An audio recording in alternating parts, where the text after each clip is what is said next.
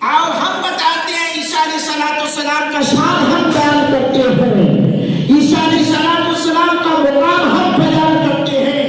अल्लाह सुनो दावत फिक्र देता हूँ, ईसा अलैहिस्सलाम का मुकाम अगर सुनना है तो कुरान पढ़ कर देखो, आले ईमान से पढ़ो, आले इस्लाम से सीखो कि ईसा अलैहिस्सलाम अल्लाह के प्यारे पैगंबर हैं और इनकी परवरिश कैसे हुई और इनका बचपन में जुबान खोलना कैसे हुआ।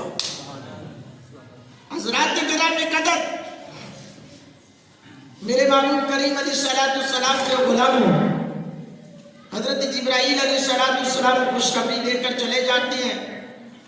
अब मामलात ऐसे जाहिर है सारी चीजें रब ने की, रब चाहता तो मिनटों में भी हो सकता था, बताया ये मखलूक है, खुदा में तब्दीलियां नहीं होती, वो खुदा ही नहीं जो बदल जाए, यानी आज और है कल और हो जाए, यानी आज बच्चा है कल बड़ा हो जाए। तो हज़रत इब्राहीम इस्लाम ने देखा ना सूरज को चढ़ा, कहा ये मेरा रब है, फरमाया नहीं ये तो डूब गया, ये डूबने वाला मेरा रब नहीं हो सकता। चांद को देखा, चांद भी गुरूब हो गया, फरमाया ये भी मेरा रब नहीं है। सितारों को देखा, साथ में सितारे के अंदर मौजूद है। हज़रात किराम में कदर, चांद को देखा, सूरज को देखा, सितारों को देखा, फरमाया ये जब डूब जाते नहीं, कदे छोटे कदे बड़े, ये रब नहीं हो सकते। क्यों? रब तो वो है जो कौन कहे फयकुन हो जाए।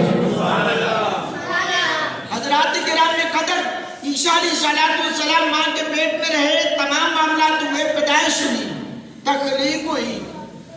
अब तख्लीक होती है, अब उनके लिए मुंह तोड़ जवाब है जो कहते हैं कि ईसा अलैहिस्सलाम रब है, रब के बेटे हैं, माज़अल्लाह लिहाज़बिल्लाह।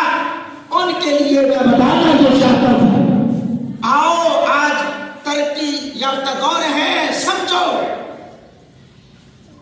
अल्लाह रब्बुल आलमीन की कुदरत है। कहा जाता है कि अगर हम ऐसे समझ लें तो फिर ये तो फिर हो ही नहीं सकता। मैंने बोला आदम अलैहिस्सलाम की तख्लीक पे गौर नहीं करते, हजरत हव्वा की तख्लीक पे गौर नहीं करते, हव्वा की तख्लीक पे गौर नहीं करते। अब पैदाइश हुई हजरत ईसा अलैहिस्सलाम की।